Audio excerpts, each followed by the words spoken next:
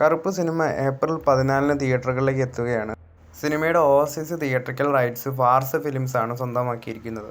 രാഹുൽ സദാശിവൻ പൃഥ്വിരാജ് സിനിമയുടെ ഷൂട്ടിംഗ് ഈ വർഷം സെക്കൻഡ് ഹാഫിൽ തുടങ്ങുമെന്നാണ് അറിയാൻ സാധിക്കുന്നത്. അതുപോലെ പൃഥ്വിരാജ് സന്തോഷ് ട്രോഫി എന്ന സിനിമയ്ക്ക് ശേഷമായിരിക്കും ഈ ഒരു സിനിമയിൽ ജോയിൻ ചെയ്യുന്നത്.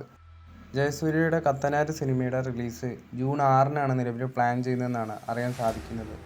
ഈ വരുന്ന 31-ാം തീയതി സിനിമയുടെ ഭാഗത്തുനിന്ന് ഒരു ഗംഭീര അപ്ഡേറ്റ് വരുന്നുണ്ട്. ഇത് സിനിമയുടെ രണ്ടാമത്തെ ടീസർ ആയിരിക്കുമെന്നാണ് ഇപ്പോൾ അറിയാൻ സാധിക്കുന്നത്. ആട് 3 സിനിമയുടെ 3 ദിവസത്തെ വേൾഡ് വൈഡ് കളക്ഷൻ എത്രയായെന്ന് നോക്കാം. ആദ്യ ദിവസം 18 കോടിയോളം രൂപ സിനിമയ്ക്ക് വേൾഡ് വൈഡ് കളക്ഷൻ ഉണ്ടായിരുന്നു. രണ്ടാം ദിവസം 24 കോടി 66 ലക്ഷവും മൂന്നാം ദിവസം 23 കോടി 50 ലക്ഷവും. അങ്ങനെ സിനിമയുടെ 3 ദിവസത്തെ ടോട്ടൽ വേൾഡ് വൈഡ് കളക്ഷൻ 66 കോടി 17 ലക്ഷമാണ്. ഓപ്പണിംഗ് വീക്കെൻഡിൽ സിനിമ 85 കോടിയിലേക്ക് എത്താനുമായിട്ടുണ്ട്. എമ്പുരാൻ കഴിഞ്ഞാൽ ബോക്സ് ഓഫീസിൽ സെക്കൻഡ് ബിഗ്ഗസ്റ്റ് ഓപ്പണിംഗ് റെക്കോർഡാണ് ആട് 3 സിനിമ നേടിയിരിക്കുന്നത്. 3 ദിവസം കൊണ്ട് കേരളത്തിൽ 30 കോടിക്ക് അടുത്ത് സിനിമയ്ക്ക് കളക്ഷൻ ഉണ്ടാവും. എന്തായാലും 4 വർഷങ്ങൾക്ക് ശേഷമാണ് ജയസൂര്യയുടെ ഒരു സിനിമ തിയേറ്ററുകളിലേക്ക് വരുന്നത്.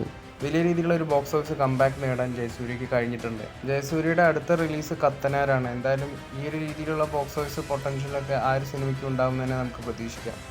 ദുരന്തറിൻ്റെ രണ്ടാം ഭാഗമായ ദുരന്തർ ദ റിവെഞ്ച് എന്ന സിനിമ 3 ദിവസം കൊണ്ട് വേൾഡ് വൈഡ് ബോക്സ് ഓഫീസിൽ നിന്ന് എത്ര കളക്ഷൻ നേടിയെന്ന് നോക്കാം. കേരളത്തിൽ 7 കോടി 10 ലക്ഷവും റെസ്റ്റ് ഓഫ് ഇന്ത്യയിൽ 3 കോടി 38 ലക്ഷവും ഓവർസീസിൽ നിന്ന് 159 കോടി 39 ലക്ഷവും. അങ്ങനെ സിനിമയുടെ ടോട്ടൽ 3 ദിവസത്തെ വേൾഡ് വൈഡ് കളക്ഷൻ 504 കോടി 49 ലക്ഷമാണ്.